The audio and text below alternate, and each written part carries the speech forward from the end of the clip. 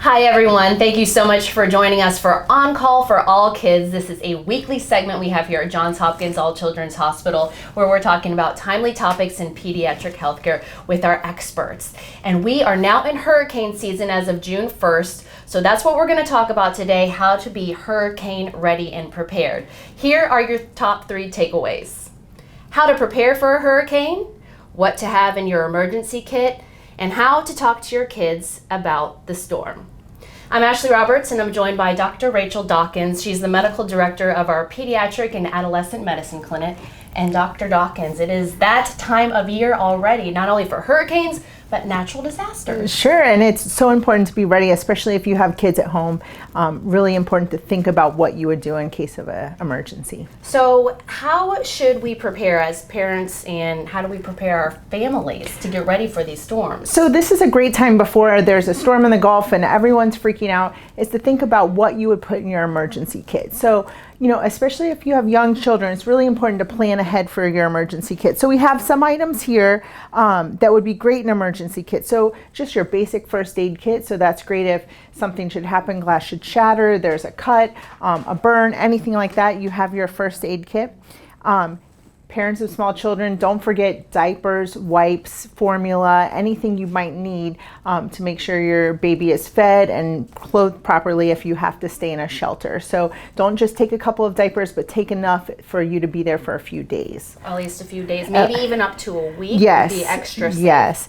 And also when you think about taking your formula, you want to have something to mix it with. So make sure to have plenty of drinking water or nursery water to make the formula with. And probably a bunch of water just for yourself. For yourself. For those older kids to stay hydrated. Definitely. You obviously won't be able to cook, so what kind of items should we have as far as snacks Yeah, go? so for anyone, your non-perishable foods, so your canned foods, here we have some tuna, some peanut butter crackers, but think about the snacks that your kids might like to eat also. So it's kind of a time we also think about, lots of junk foods. When we're evacuating, we're stressed and we just want junk foods, but think about other healthy foods that your kids might be able to eat.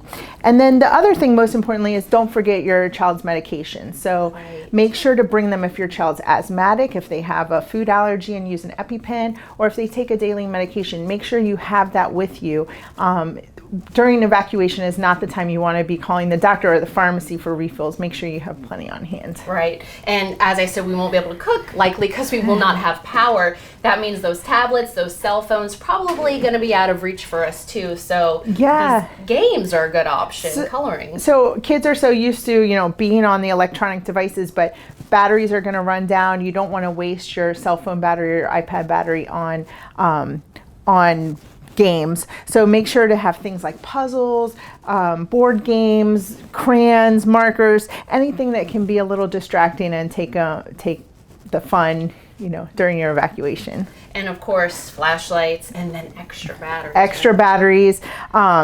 Make sure, the other thing I forgot to mention is make sure your child's immunization records or any medical records that you might need, that you take those with you. So during Hurricane Katrina, when a lot of kids evacuated to other states, they didn't have their immunization records and other states weren't sure what to do, so they just re-immunized all those kids. So you can save your child if you just, those extra pokes, if you could just take your immunization records with you. Keep all those documents with you, those important ones at all time. And how about emergency contacts? Yeah, all great to have just in case, you're in a shelter and maybe separated from your child, hopefully not, but to have those emergency contacts handy. And Dr. Dawkins, if you have a child with special needs, what do you need to do to prepare for them? So just remember that hospitals aren't shelters. So there are special needs shelters. Before a storm, make sure to contact your local community emergency management office and make sure that you know what shelters can take children with special needs. Say you are in an evacuation zone and you do need to evacuate. How do you talk to your kids about this? It's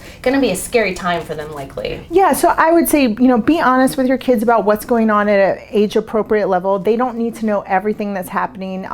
You're going to have a lot of stress and anxiety. It's probably a time where you may want to turn the television or the radio off because the 24-hour emergency news can be really stressful, not only for adults, but especially for kids. It can. I remember that time when Hurricane Irma can be very stressful. Anything else we can do to keep them calm during a natural disaster? So probably the best thing is involve them in your emergency plan. So involve them in finding the things for your emergency kit.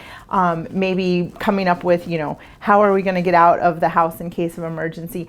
And by involving them, you kind of empower kids, and that can really help decrease their stress level. Okay, Dr. Dawkins, thank you so much for showing us how to prepare and get ready and pack our hurricane kit. And thank you all for watching. If you have any topics you would like us to cover, you can just comment below on this video. We would love to hear from you. You can also check out our website, HopkinsAllChildren's.org/newsroom. We have a lot of different articles and great resources there as well. Thanks for joining us. We'll see you next week.